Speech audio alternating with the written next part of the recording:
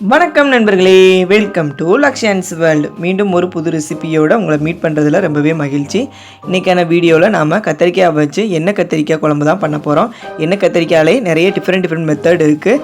அதில் நான் இன்றைக்கி ஒரு மெத்தட் தான் உங்களுக்கு பண்ணி காமிக்க போகிறேன். வாங்க எப்படி பண்ணலான்னு வீடியோக்குள்ளே போய் பார்க்கலாம்.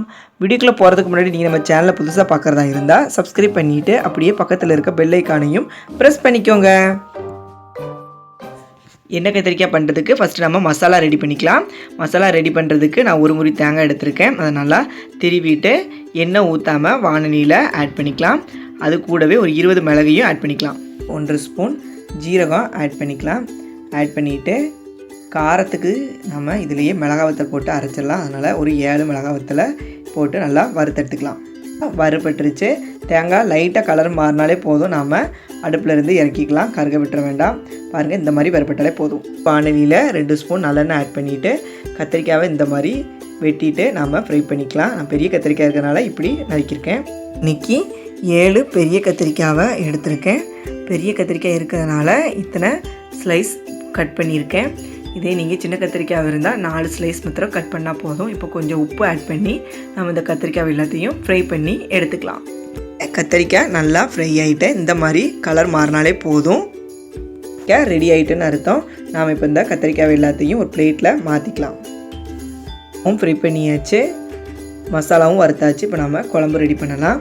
அதுக்கு அதே வானலியில் 2 ஸ்பூன் மறுபடியும் நல்லெண்ணெய் ஊற்றிட்டு 1 ஸ்பூன் கடுகு, அடுத்து 2 ஸ்பூன் வெந்தயம் ஆட் பண்ணியிருக்கேன்.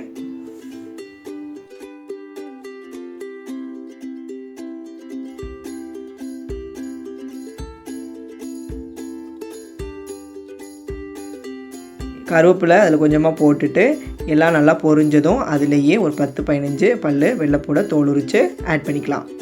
வெள்ளைப்பூடையெல்லாம் நல்லா வதங்கிட்டு இந்த ஸ்டேஜில் நாம் வெங்காயம் ஆட் பண்ணிக்கலாம். நான் பெரிய வெங்காயம் தான் யூஸ் பண்ணியிருக்கேன்.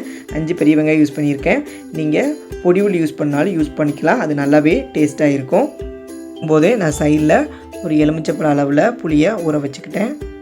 இதில் நாம் வறுத்து வச்சுருந்த அந்த மசாலாவையும் நல்லா பேஸ்ட்டாக அரைச்சி எடுத்துக்கலாம். வெங்காயம் நல்லா வதங்கிருச்சு. இந்த ஸ்டேஜில் நாம் தக்காளி ஆட் பண்ணிக்கலாம்.